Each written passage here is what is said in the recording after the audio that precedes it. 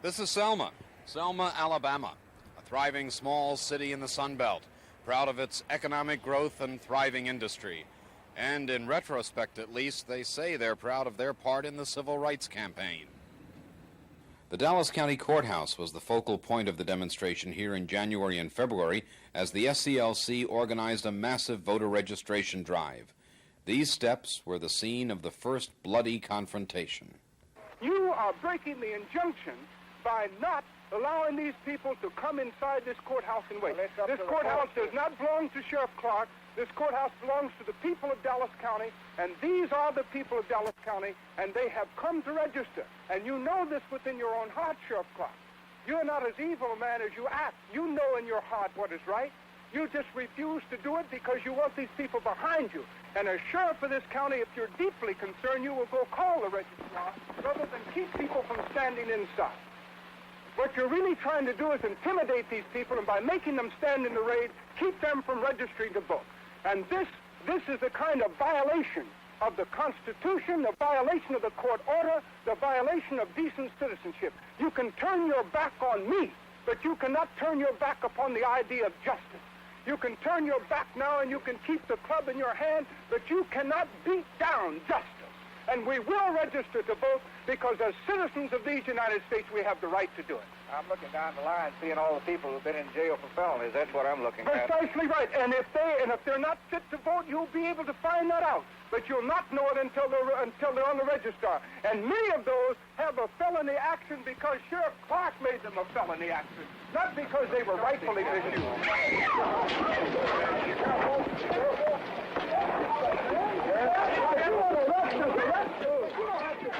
No, you don't have to beat us.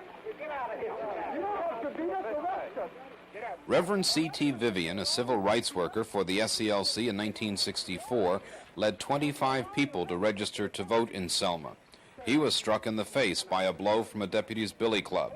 17 years later, he's back on those courthouse steps as part of the Ride to Freedom tour of the South. We took the Southland and actions like the one here that happened on these steps and took it from the stupid, stumbling South that everybody in the world knew as backward and barbaric.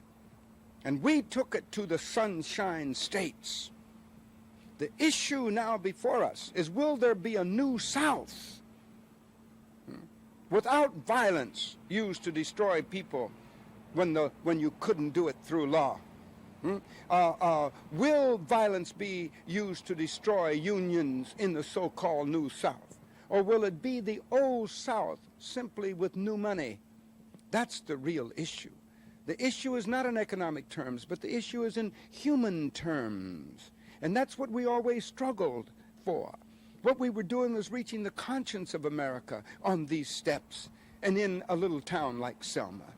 The climate in Selma has changed since those turbulent days of 1965, and the Ride to Freedom group met in the city council chambers where Reverend Frederick Reese, one of 5 blacks on a 10-member city council, read a proclamation from the mayor. And whereas the civil rights movement is a part of the history and heritage of our city and county, now therefore be it resolved that I, Joseph T. Smitherman, Mayor of the City of Selma, hereby proclaim July 21st, 1981 as Freedom Tour Day for the citizens of Selma, Alabama, and that the participants on this Freedom Tour be accorded the unique hospitality characteristic of the City of Selma. Signed, Joe T. Smitherman, Mayor, July 21st, 1981. F.D. Reese, attested.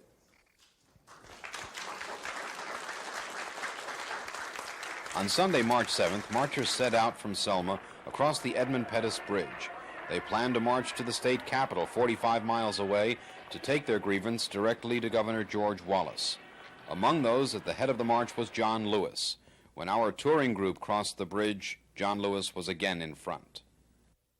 We left Brown Chapel AME Church on a Sunday afternoon.